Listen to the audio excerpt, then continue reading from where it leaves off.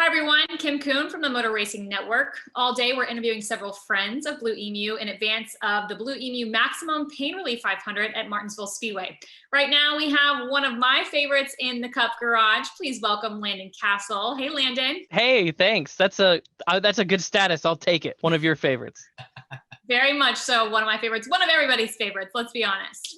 I appreciate that. Well, Landon, let's talk a little bit about iRacing and the Proinvitational Series, because you were pretty instrumental in getting that together and helping other drivers. How long have you been iRacing, and how have you seen it change as of lately?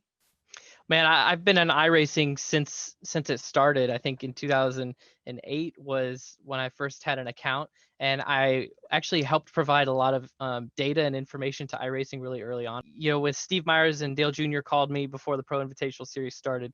They asked if I'd be a part of it, and from there it was incredible success for our sport during, a transitional time. NASCAR races all different types of racetracks, road courses, 1.5 miles. So we've got some 2-milers in there, super speedways, but then we've got short track racing, a lot of people's favorites. And Martinsville is a great example of short track racing. Do you think short track racing is harder or easier on a driver? That's a good question, because I think physically it can be harder, especially in Martinsville. You use so much brake pressure there, and our cars nowadays hold up to that brake pressure. So, you end up with really sore, swollen feet after the races. One thing that's interesting about the race in Martinsville this time around, to me, is the weather. It's going to be so much hotter than we're used to at Martinsville, even though the races run at night. We usually run either in March or early April or in October. So the weather's always really cool, but this time around, I think it's going to be, pretty warm. So Martinsville is just really tough. Short tracks are tough on the body, tough on the drivers, and tough mentally. You're going to see a lot of tempers flaring, as always. Tough on the equipment too.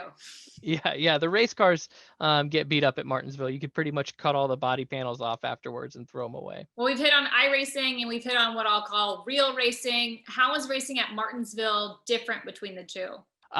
Well, it's not much different because it's just tight quarters. It's a little bit different because in iRacing, the computer simulation has such a hard time predicting where the cars are going to be. So, bumping and grinding in the video game is a little bit different than in real life. In real life, it's just extremely physical. You really feel the cars around you to get through traffic. You can't just make a clean pass at Martinsville. You have to get up against the driver around you and sometimes physically move their car out of the way, even if it's the slightest bit, to get an advantage. You've got a great partnership with Blue-Emu, a unique relationship, I'll say. I know you guys have had a lot of fun together. How would you describe your relationship with Blue-Emu? Well, I mean, I do a lot of things with Blue-Emu, and it has a lot to do with my iRacing and what I'm doing online. But really, it's just so that I can help the Blue-Emu team learn to race on iRacing. It's just a racing school is all it is. But no, really, that's just calling out my boy Ben Blessing there. That is a very true statement, Kim. We have a text group that is called the Blue-Emu Racing School. That is an actual real term. That's right. Yeah. It is a unique relationship because sponsors and drivers, it just takes a certain chemistry to really get a brand and a representative to work well together, especially in this world. And I feel like we do pretty well on the digital side and the content that we make together. So it was a relationship that was born out of the Proinvitational Series and born out of Blue-Emu's desire to really double down on NASCAR and on the sport in a time where the sport needed corporate support the most. So for that, they've got my vote all time. I'll be around whether they want me here or not. Well, you're definitely a favorite follow on social media, Landon. You have a lot of fun, and it's fun to see the banter between you and Blue-Emu. And we're counting on seeing you at the track real soon. You're one of the good guys in the NASCAR garage, and you deserve everything that comes your way. So thanks for joining us. But I got to ask finally, before you leave us, your pick for tonight's race. Give us some inside info.